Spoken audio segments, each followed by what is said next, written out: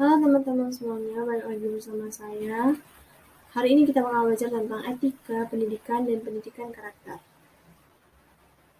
Perkenalkan, nama saya Sarah Stefanson dari Prodi Pendidikan Bahasa Inggris Universitas Bengkulu. Perkenalkan, ini dosen saya, yaitu Bapak Muhammad Kristiawan, dosen pendidikan filsafat. Etika pendidikan. Dalam bahasa Inggris ada 3 istilah, yaitu etik, etikal, dan ethics. Yang ketiga-tiganya ialah sering diterjemahkan ke dalam bahasa Indonesia dengan kata etika saja. Padahal, masing-masing mempunyai arti sendiri-sendiri. Etik ialah etika, ethics singular atau tunggal, suatu prinsip moral, aturan atau cara berperilaku. Ethics plural atau jamak, moral prinsip-prinsip yang dipengaruhi oleh perilaku pribadi. Ethical ialah beretika atau yang bertalian dengan etika. Kata etik berasal dari bahasa Yunani kuno, yaitu ethos, karakteristik spirit as of a people, yaitu the moral factor which influence a man's action. Faktor moral yang mempengaruhi perbuatan orang. Etikos, penggunaan karakter, kebiasaan, kecenderungan, dan sikap. Jadi secara etimologi, ilmu tentang apa yang bisa dilakukan atau ilmu tentang adat istiadat. Etika pendidikan yaitu ilmu atau pembelajaran etika mengenai teori bagaimana seharusnya berperilaku atau berbuat dan tidak berbuat terhadap orang lain.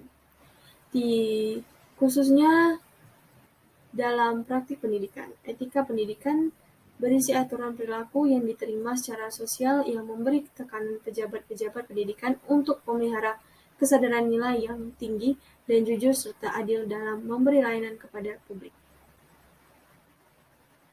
Definisi etika, tujuan dan timbul etika.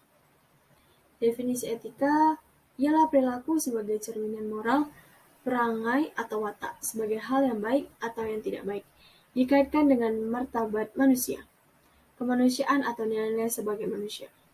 Dapat juga didefinisikan sebagai nilai-nilai atau norma-norma perilaku yang baik atau tidak baik yang dilakukan oleh seorang atau kumpulan orang baik terhadap dirinya maupun terhadap orang lain yang dikaitkan dengan martabat manusia, kemanusiaan atau nilai-nilai sebagai manusia.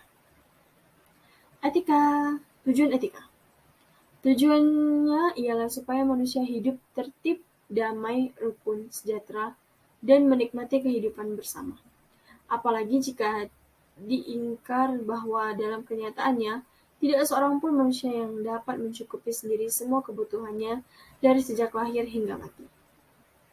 Timbulnya etika. Dalam perkembangan sejarah manusia, kemudian timbul norma-norma etika, yaitu berupa anjuran dan larangan yang baik maupun yang buruk, baik yang berasal dari Tuhan maupun yang berasal dari manusia sendiri yang timbul dari kehidupan bersama, yang bertalian dengan segi-segi atau nilai kehidupan manusia dalam kehidupan bersama. Macam-macam teori etika.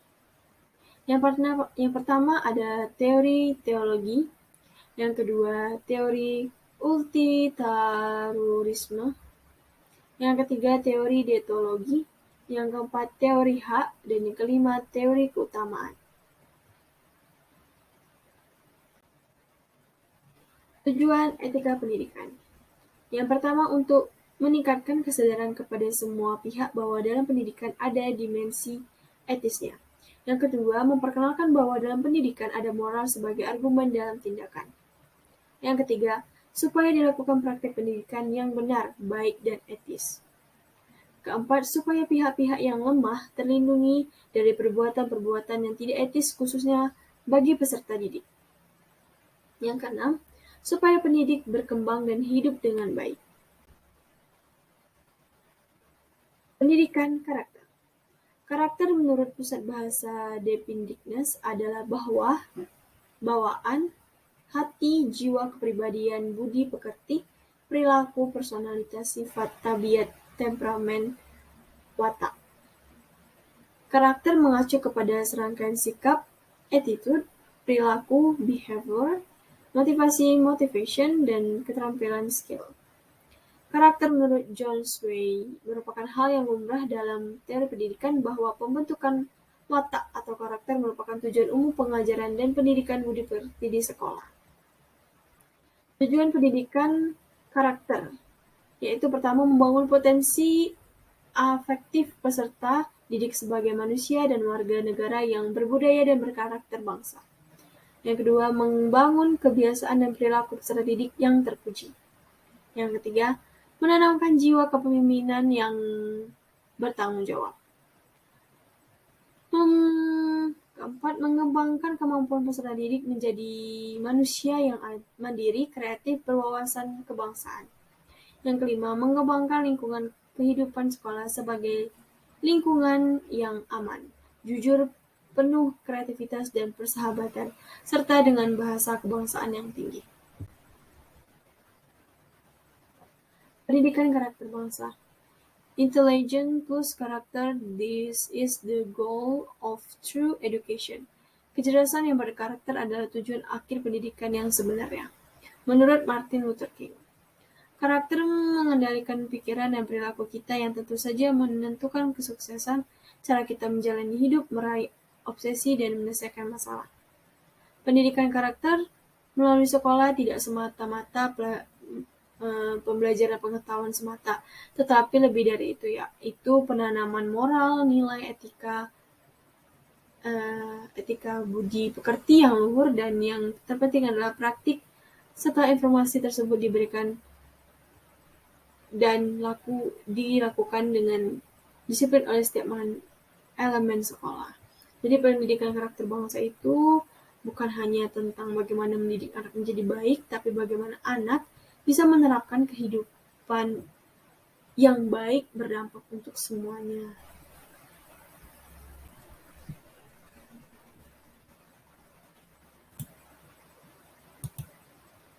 Nah, jadi teman-teman, sekian dari saya. Semoga apa yang sudah saya sampaikan bisa bermanfaat. Nah, saya mengutip semua materi itu dari New Journal yang sudah saya taruh linknya di PowerPoint.